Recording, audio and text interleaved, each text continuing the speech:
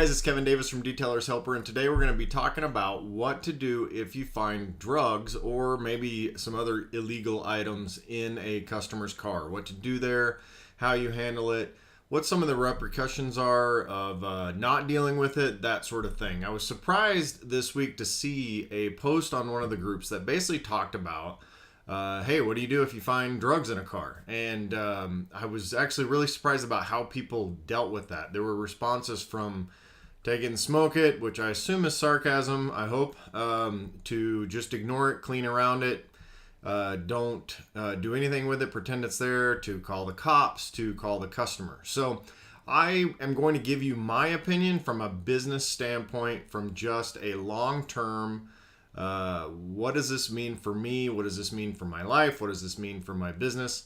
That kind of thing. And so for our example, let's just assume we're talking about illicit, illegal drugs. I know that different states, different locales, different countries, whatever, have different drug laws, different laws about handguns and firearms and that kind of thing. So we'll sort of leave that in the fringes for now. But for the purpose of this discussion, let's make the assumption.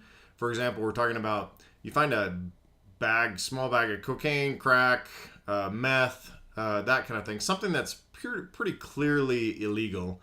And what do you do? So, interestingly enough, like I said, people were saying that, oh, just ignore it, whatever. But I don't agree with that. Here's going to be my position on this. If you find drugs in someone's car, you are going to want to get that car and the drugs out of your shop as soon as possible. So there's lots of reasons why. Let's talk about that. Illegal is how I see it. So technically speaking, if you're in possession of the vehicle, and there's some different laws about this, but if you're in possession of the vehicle and there's drugs in the vehicle, technically speaking, you are in possession of those drugs and you can be charged. Now, would most police officers, that kind of thing, it's hard to answer that, really. Would the district attorney file charges? Hard to answer as well. But I'm taking the position that from a statutory standpoint, if you look at the law, possession means possession. You have the drugs in your possession, and therefore you can be charged with possession. There's also this other type of possession where even if you have the keys to a vehicle where drugs are found, you're technically in possession of those drugs. So the law is pretty cut and clear. So whether or not you're going to be charged or could be charged, that's sort of another issue. And that's one of the reasons, that risk is one of the reasons why I say we got to get that stuff out as soon as possible. So let's say that even if you're not going to end up in jail for this, you could end up in court. That would affect your reputation. You could end up on the front page of your local newspaper.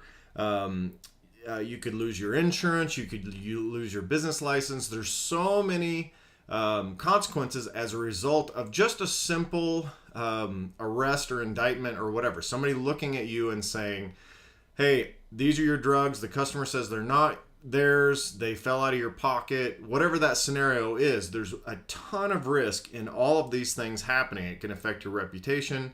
Like I said, I mean, it could be a situation where somebody has something against you and wants to plant drugs in their car so that they can get you in trouble. I mean, you really never know what those scenarios are going to look like. So if you look at all those scenarios and all the possibility of risk, to me, it just makes sense to get that stuff out of your shop as soon as possible. So you've got a couple of different options here, and we were discussing these on the group, but do you call the cops? Do you call the customer and have them come pick it up and then clean anyway?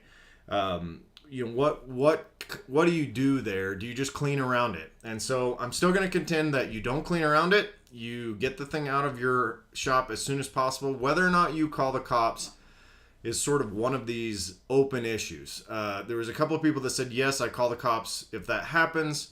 I would probably personally not call the cops unless I really felt like there was a need to do that. If I find somebody's whatever in the car, I will probably just have them come pick up the car. Whatever time I'm spent on it is just wasted. I want that thing out of my shop. I want that person out of my business as soon as possible. So, if you call the cops, you may end up in court. They may say that it's your stuff, and so then you're back to the same scenario. So you're just involving law enforcement.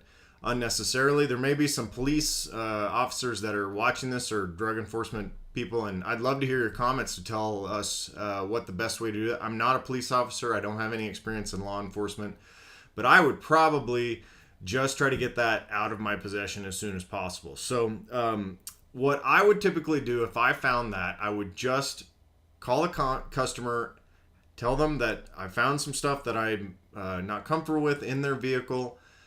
We can discuss it when they're here. I want them to come pick up their vehicle as soon as possible. I'm unable to perform the business that we discussed, and send them on their merry way. So, there's some people saying, well, that's going to hurt your reputation. That's going to hurt your business. How do you build customer base like that? To me, if this person is doing illegal activities knowingly, that defines part of their character. That defines who they are. And in my opinion, and I'm not going to take a holier than thou kind of thing here, but in my opinion, I'm not too worried about a customer that is already knowingly involved in illegal activities. I'm not too worried about losing them as a customer, because you never know. Are they going to stiff you on your bill? Are they going to steal stuff from you? I mean, are they going to hurt you? I mean, you never know what can happen. That sort of speaks to that character of that person. I just don't want to deal with those kind of people. So the thing to do, though, is if this happens, you want to document stuff as much as possible. You want to log what time they dropped off the car. You want to log what you did to the car. You want to log at what point did you find the drugs in the car. And then take pictures of everything. Take pictures of where it was. Take pictures of where you found it. Take pictures of where it is now that you've stopped touching it. And then log, of course, that you called.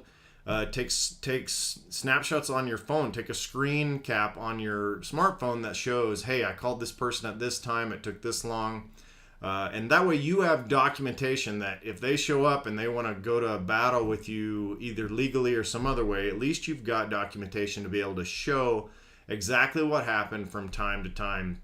And that'll help if anything goes wrong. So, I know that everybody has different values, different ethics, different morals, but what I'm saying here is if there's illegal activities going on with a vehicle that you're supposed to be detailing, you don't want to deal with that at all. Get rid of it, get it out of your shop as soon as possible. I think you're going to be better off for it. So if you guys are having more of a lackadaisical attitude about this, I would sort of hope that you would rethink how you want to deal with that, and at least prepare yourself if and when it does happen. Like I said, we're not going to discuss firearms and marijuana and that kind of stuff, which has different state laws and then DEA laws and federal laws and all that stuff. So, but we're just talking about stuff that's very illegal, stuff that's distinctly illegal in your mind and in the mind of the federal court system. So I hope that helps. I'm Kevin Davis, doing what I do so you can do what you do better. I hope you'll subscribe to my YouTube channel so you can stay up to date on these, and also subscribe to my newsletter feed. We can send you specials, we can send you updates to blog posts, and we can always just keep you up to date on what's going on with Detailer's Helper. So thanks a lot. Have a great day.